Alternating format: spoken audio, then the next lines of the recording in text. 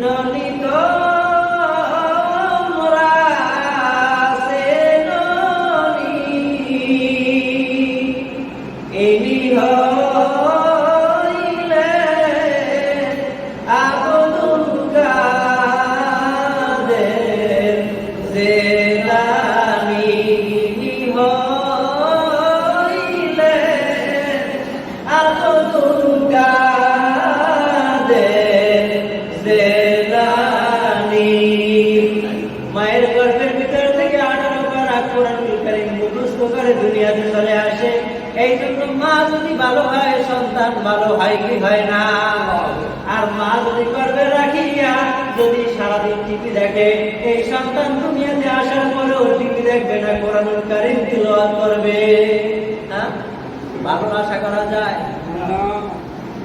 এবার সন্তানকে ইরাকে বাগদাদ শরীফে পাঠাবে শিক্ষা করার জন্য। যখন পাঠাবে, সফরে পাঠাবে, কোরআনুল কারীম শিক্ষা দেওয়ার জন্য ইরাকে পাঠাইতেছে। যাও বাবা যাও, আল্লাহ তাআলা কোরআন ভালোভাবে মুখস্থ করে চলে আসবা। তবে বাবা তুমি যাবা, কিন্তু তোমাকে একটু কিছু টাকা পয়সা দিয়ে দেওয়া দরকার। এই জন্য 40টা স্বর্ণ মুদ্রা দিয়ে দিলেন। দেখি আমার মেয়ের বিবাহের বয়স এখন পর্যন্ত হয় না, এই জন্য আমি তোমাকে বিবাহ দেই না। এর আলাই পেটের ভিতরে খুব ক্ষুধা, 3 দিন পর্যন্ত ক্ষুধার্ত, কোনো খাবার দাবার নাই। আমি তো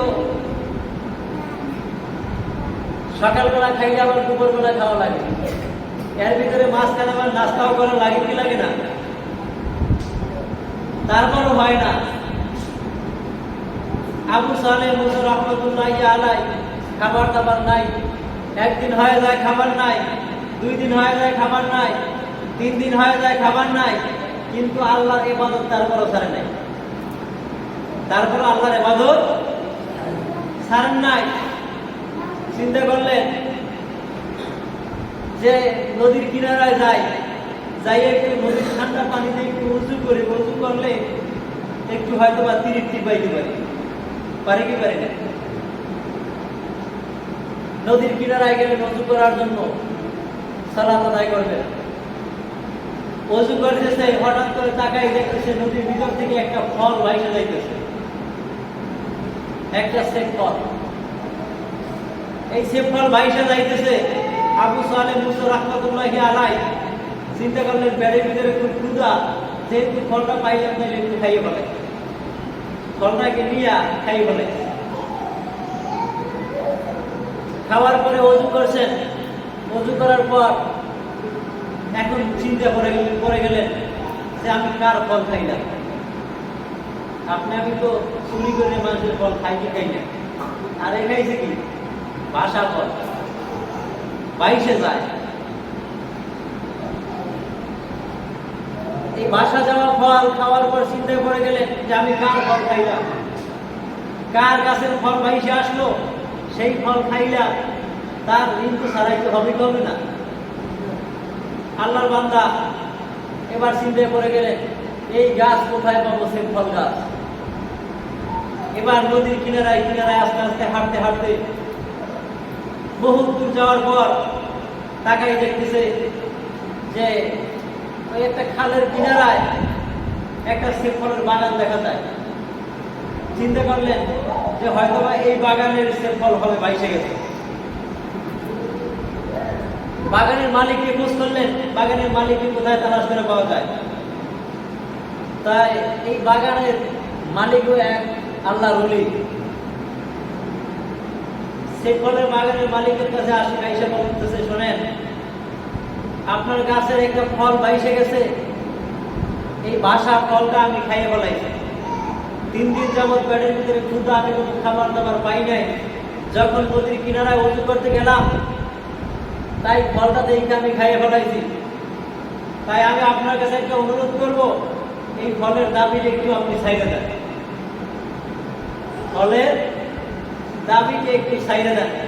আর রাস্তার পাশে যদি কোনো ফল গাছ দেখি আমরা ছিঁড়ে খাই, খাই কি খাই না? হ্যাঁ, যদি না বইলে খান এটা হয়ে যায় কি চুরি। বাবা তুমি যে ফল খাইলা, আমার কাছে না বইলে খাইছে বাসা দেওয়া ফল, কিন্তু এটাও চুরি হয়ে গেছে। এটাও কি হয়ে গেছে? চুরি হয়ে গেছে। তাই তুমি যেহেতু ফল খাইলা, এই ফলের দাবি আমি ছাড়তে পারি না। এই ফলের দাবি আমি ছাড়তে পারি না। তাহলে কি করতে হবে? দীর্ঘ আমার 6 বছর গোলামি করা লাগবে। কয় বছর? আমার বাসায় 6 বছর পর্যন্ত গোলামি খাটা লাগবে। আল্লাহর বান্দা চিন্তা করলেন যে একটা সেব ফলের বিনিময়ে 6 বছর পর্যন্ত গোলামি খাটবো, এরপর দামি ছাড়বে। আপনি আমি কি সেটা করতাম?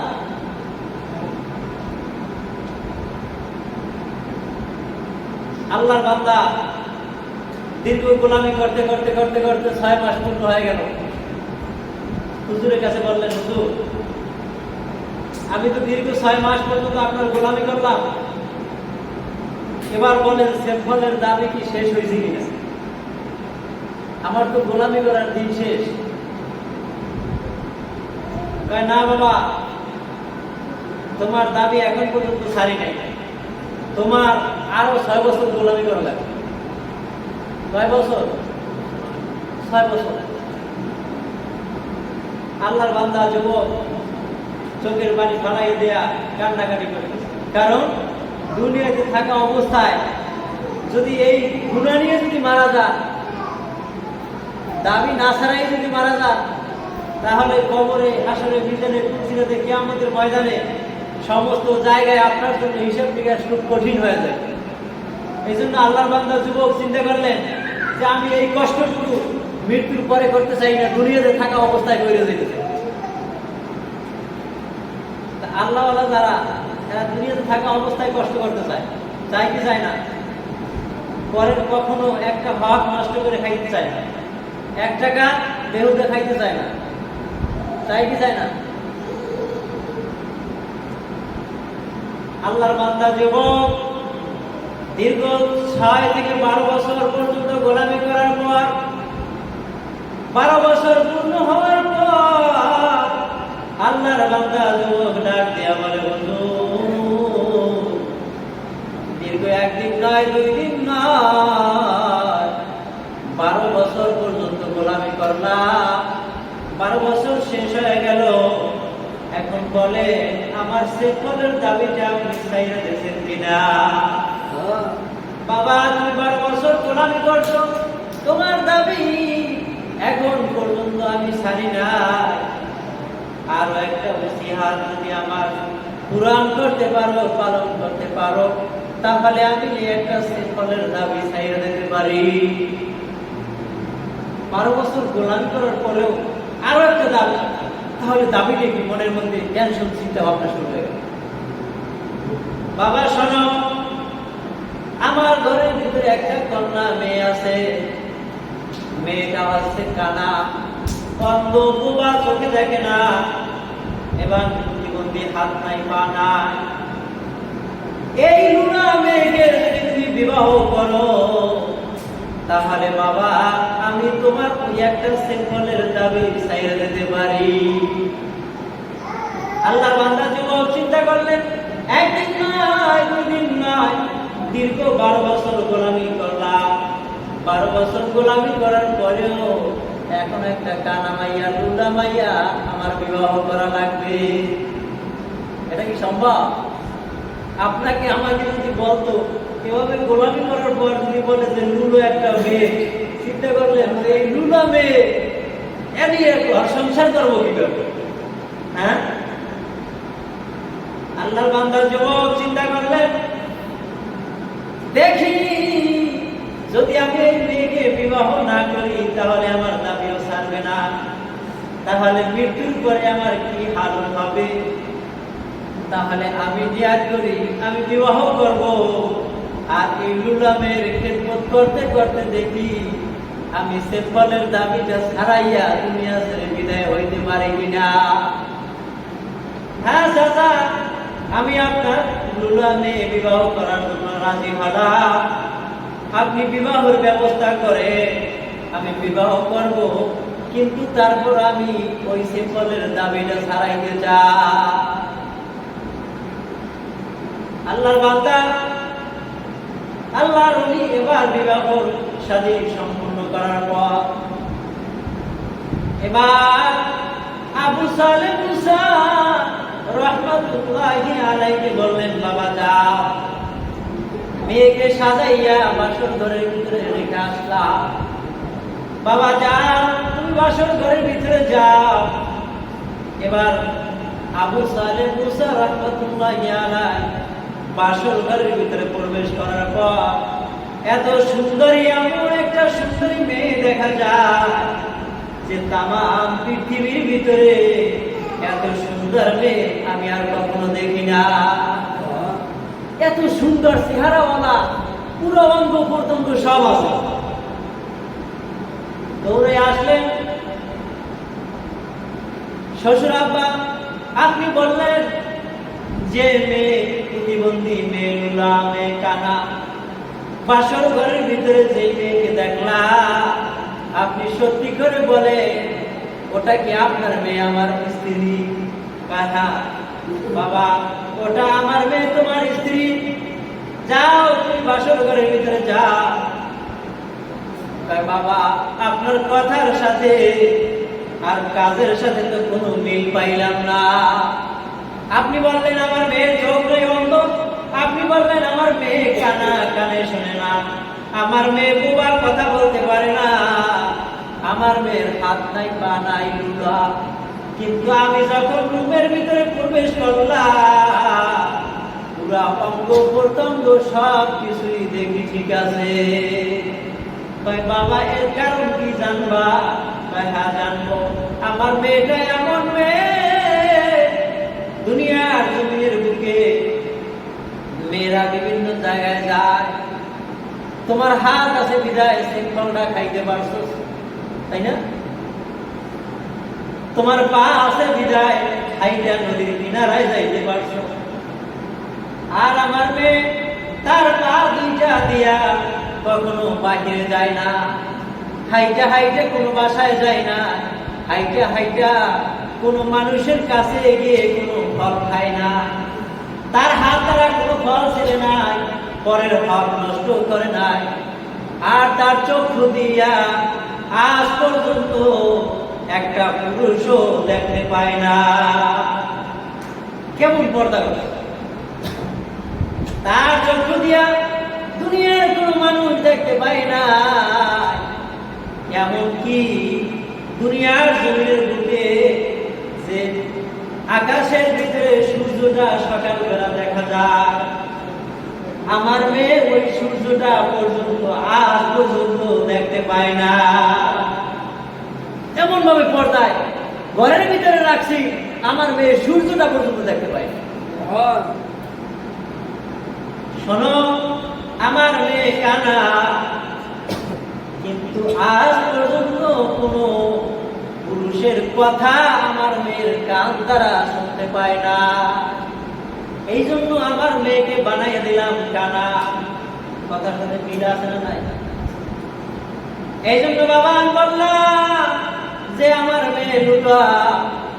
বাবা, তাহলে আমি আপনাকে বলতে চাই, আমি যখন সেফলটা খেয়ে আসলাম আপনার কাছে, যখন দাবি ছাড়াইতে, তখনই তো আপনার মেয়েকে আমার সাথে বিবাহ দিয়ে দিতে পারতেন।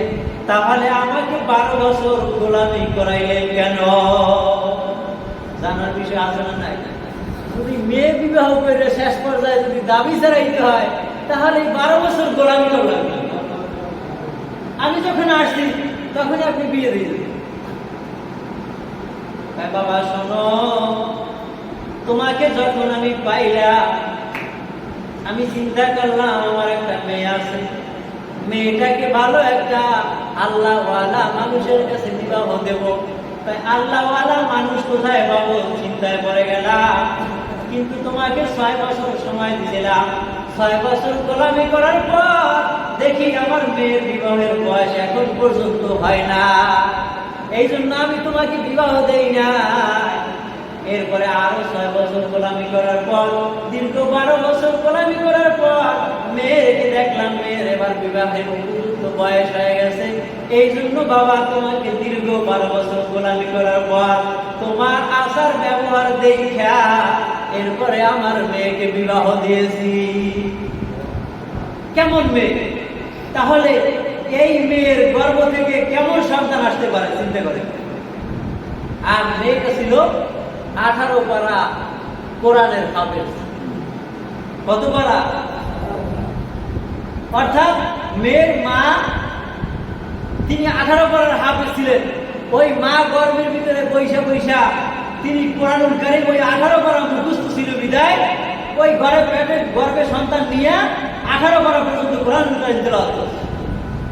আর আপনার আমার বিবিরা তারা পেটে সন্তান আসলে চিন্তা করে শরীর ভালো লাগে না, একটু হাইটে আসে মন বাড়িতে যাই, একটু টিভি দেখে আসে, হ্যাঁ একটু সিনেমা দেখে আসে, আসি কি আসি না? তাহলে এর গর্ভ থেকে সন্তান ভালো করার আশা আছে? হ্যাঁ নাই। আর যেই মহিলা গর্ভে সন্তান রাইখা নামাজ পড়ে কোরআনুল কারীম তেলাওয়াত করে, তাহলে এই মহিলার গর্ভে সন্তানও কেমন আসতে পারে চিন্তা করে। মা এক পারা নয়, 2 পারা নয়, 18 পারা কোরআনুল কারীম সন্তান গর্ভে নিয়া যখন পাঠ করলে ওই সন্তান গর্ভে থাকিয়া মায়ের কোরআনুল কারীম পড়া শুনতে শুনতে 18 পারা মুখস্থ হয়ে যায়। গর্ভে থাকা অবস্থায় 18 পারা মুখস্থ করে তারপর দুনিয়াতে আসে। মেয়ের নাম রেখে দিলেন উম্মুল খায়ের ফাতেমা রাদিয়াল্লাহু তাআলা আনহা। এই উম্মুল খায়ের ফাতেমা নাম রেখে দিলেন সেই মেয়ে 18 পারা কোরআনের হাফেজ হইলে এবার মেয়েকে বিবাহ দিলে কেমন হোক যে একটা সেফলের দাবি ছাড়ানোর জন্য দীর্ঘ 12 বছর গোলামি করলো, তাহলে তার সাথে মিলছেও তেমন লোক কিনা? 18 পারা কোরআনের হাফেজ যখন বিবাহ শাদী হয়ে গেলে কিছুদিন পর গর্ভে যখন সন্তান আসে, এবার মা গর্ভে সন্তান রেখে রেখে এবার মা আবার কোরআনুল কারীম তেলাওয়াত করে কয় পারা? হ্যাঁ 18 পারা কোরআনুল কারীম তেলাওয়াত করতে করতে করতে করতে পেটের ভিতরে বাচ্চা গর্ভে থাকা অবস্থায় 18 পারা কোরআন আবার মুখস্থ হয়ে যায়।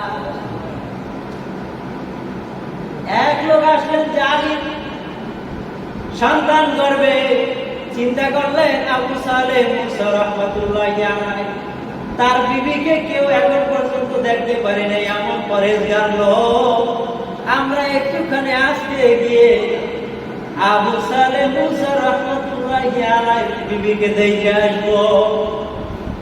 অর্থাৎ যদি বিবির কাছে যায় তাহলে মন্তব্য খারাপ না ভালো? আবু সালেহ মুসা রাহমাতুল্লাহি আলাইহি তিনি বাসা থেকে যখন বাইরে এলেন, বাহিরে তাকে আটকাই রাখলেন, আটকাই রাইখা এবার দৌড়ে গেছে বিবির সাথে দেখা করার জন্য।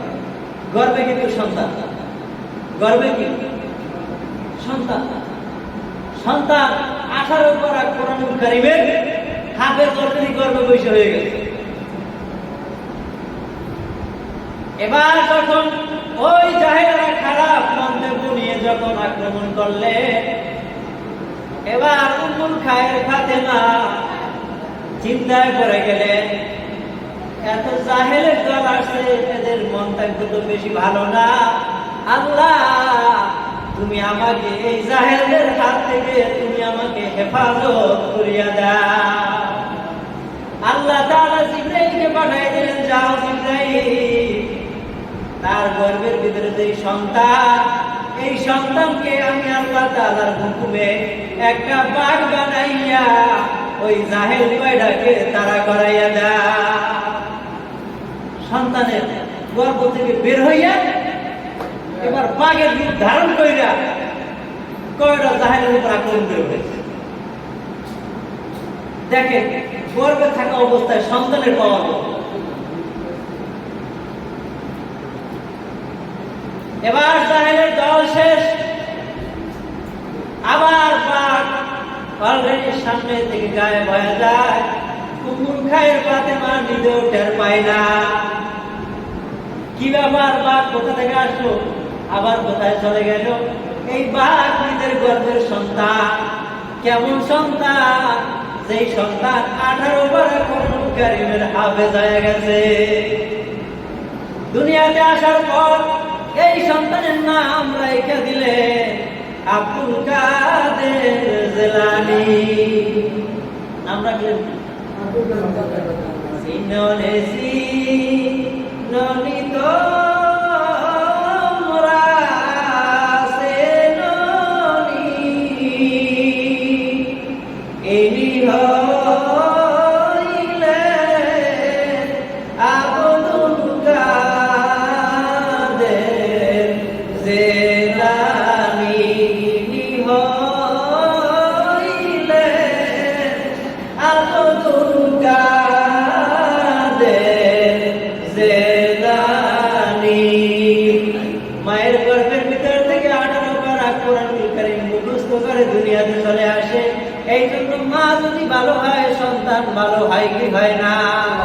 আর মা যদি গর্ভে রাখিয়া যদি সারাদিন টিভি দেখে, এই সন্তান দুনিয়াতে আসার পরেও টিভি দেখবে না, কোরআনুল কারীম তিলাওয়াত করবে।